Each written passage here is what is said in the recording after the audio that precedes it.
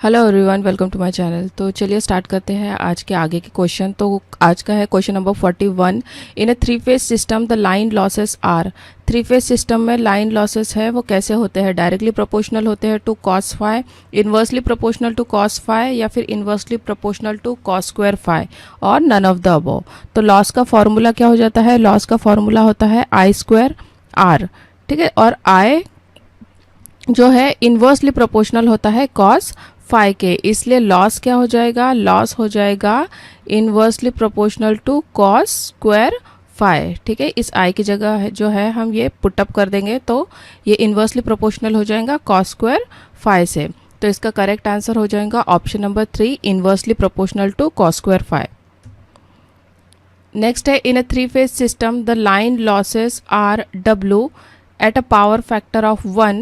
If the power factor becomes 0.8 lagging, the loss will become. ठीक है, तो loss का हमने फॉर्मूला देखा ही था। लॉस का फॉर्मूला क्या था? Inversely proportional to cos square phi. ठीक है, तो ये क्या बोल रहा है? पहले कितना था लाइन लॉस? W। ठीक है, at a power factor of 1, मतलब कि 1/1 का स्क्वायर। बाद में क्या हुआ? Power factor become 0.8। बाद में पावर फैक्टर हो गया कितना? 0.8 square lagging the loss will be.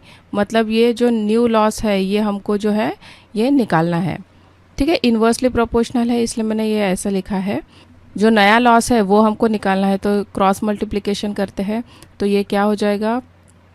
W dash equals to W into 1 का स्क्वायर डिवाइड बाई 0.8 का स्क्वायर। सॉल्व करते हैं W इंटू 1 डिवाइड बाई 0.64। 0.64 ये कितना हो जाएगा? ये हो जाएगा 1.57। ठीक है, ये हो जाएगा 1.57 W। तो जो नया लॉस होगा वो कितना होगा? 1.57 W। सिर्फ आपको ये जो फॉर्मूला है इसमें पुटअप करना। नेक्स्ट है, अ synchronous condenser improves power factor by taking lagging KVR, leading KVR, both 1 and 2, या फिर नन ऑफ द अबव। तो सिंक्रोनस कंडेंसर जो है एक सिंक्रोनस मोटर होती है जो नो लोड पर चलती है और ये पावर फैक्टर इम्प्रूव करने के लिए यूज़ होती है। ठीक है, तो ये जो है ये लीडिंग KVR देती है। ठीक है, ये देती है क्या?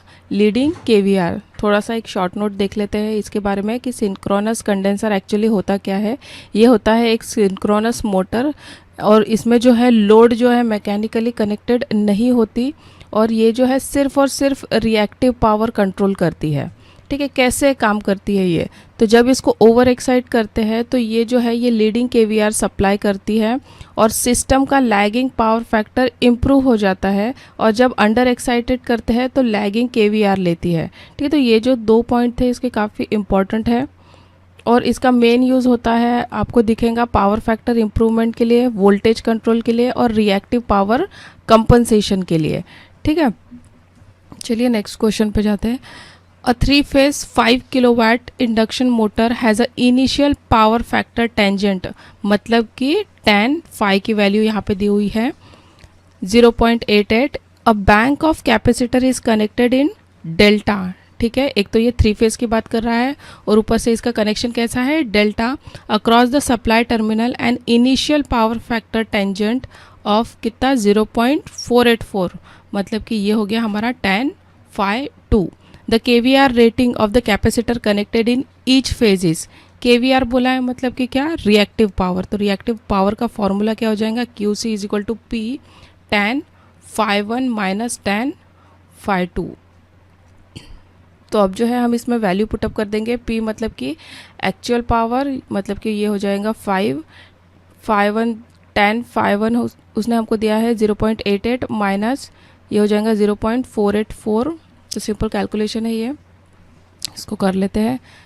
ब्रैकेट में आ जाएगा 0.396, 5 से मल्टीप्लाई करते हैं 30 का 0, 3, 45, 46, 27, 48 के 8, हासिल के 4, 15, 16, 17, 18, 19 और 3 इसके बाद 0.123, मतलब कि 1.98 KVAR, क्योंकि रिएक्टिव पावर हम निकाल रहे हैं। तो इसका आंसर हो जाएगा 1.98। ठीक है, लेकिन अभी 3 फेज़ है और इसने हमको बोला क्या है, ईच फेज़ निकालने के लिए। तो ये जो 1.98 है इसको हम किससे डिवाइड कर देंगे, 3 से। 3 से इसको डिवाइड करने के बाद ये रिएक्टिव पावर पर फेज़, ठीक है। तो 3 से डिवाइड करने के बाद ये कितना आ जाएगा, 0.318, मतलब कि 0.66 जो है इसका करेक्ट आंसर होगा। तो option number 3 will be the correct answer. The total load taken from an AC supply consists of a heating load of 15 kilowatt, a motor load of 40 kVA at power factor 0.6 lagging, a load of 20 kilowatt at power factor 0.8 lagging. The total active power drawn from the supply. तो total active power जो है हमको निकालना है, ठीक है। इस question को सॉल्व करने के पहले मैं आपको ये टेबल बता देना चाहती हूँ कि अगर आपको cos फाई की वैल्यू दी है तो उस पे से आप sin फाई और tan फाई की वैल्यू कैसे निकाल सकते हैं, ठीक है। तो ये जो टेबल है मोस्टली यही सब जो वैल्यू है रिपीटेडली आती रहती है, तो इसको जो है आप एक बार लर्न कर लीजिए। तो यहाँ पे हमको एक्टिव पावर इसका दिया हुआ है, ये P1 हो गया। यहाँ पे जो है हमको निकालना पड़ेगा, ठीक है। तो P2 के लिए क्या हो जाएगा, P2 is equal to S cos phi. S हमको दिया है, एपरेंट पावर है, केवीए में रेटिंग है, तो ये क्या है, apparent power 40 into cos phi कितना दिया है, 0.6, ठीक है। अगर रिएक्टिव पावर इन केस निकालने के लिए बोलता तो हमको यहाँ पे साइन फाई दिया रहता। तो इस टेबल से जो है आप इजीली साइन फाई की वैल्यू निकाल पाते हैं। तो ये हम कर लेते हैं, ये आ जाएगा 24 किलोवाट और थर्ड में भी जो है एक्टिव पावर दिया हुआ है, मतलब कि P3 जो है हमको दिया हुआ है। तो टोटल पावर निकाल लेते हैं, P1 plus P2 plus P3। तो P1 हमारा हो जाएगा कितना, 15 प्लस 24 प्लस 20, इसका टोटल कितना आ जाएगा, इसका टोटल आ जाएगा 59 किलो वाट। तो ये हो गया हमारा क्या है, correct answer, option number 4 59 kilowatt. Next है सेम क्वेश्चन है, लेकिन हमको देखो क्या बोला है, इसमें टोटल रिएक्टिव पावर निकालने के लिए इसमें इसने बोला है। ये टेबल हम रख लेते हैं सामने, ठीक है। तो रिएक्टिव पावर क्या हो जाएगा, total reactive power Q1 plus Q2 plus Q3। क्या हम Q1 निकाल सकते हैं, नहीं, यहाँ पे एक्टिव पावर दिया है, लेकिन यहाँ पे कॉस फाई की जो वैल्यू है, पावर फैक्टर जो है वो मिसिंग है, इसलिए यहाँ पे जो है रिएक्टिव पावर हम नहीं निकाल पाएंगे। अब motor load of 40 kVA at power factor 0.6 lagging, यहाँ पे हम रिएक्टिव पावर निकाल सकते हैं। Q2 क्या हो जाएगा, S साइन फाई, S हमारा है 40। अब देखो पावर फैक्टर मतलब कॉस फाई की वैल्यू दी है 0.6, तो साइन फाई की वैल्यू कितनी हो जाएंगी, 0.8। तो यहाँ से हम 0.8 लिख देंगे, ये आ जाएगा 32 kVAR, ठीक है। तो Q1 तो नहीं है तो 0, Q2 हमारा आ गया 32, a load of 20 kilowatt at power factor 0.8 lagging, ठीक है। यहाँ पे भी जो है हमको रिएक्टिव पावर निकालना पड़ेगा। क्या हो जाएगा यहाँ पे reactive power, Q is equal to P tan phi.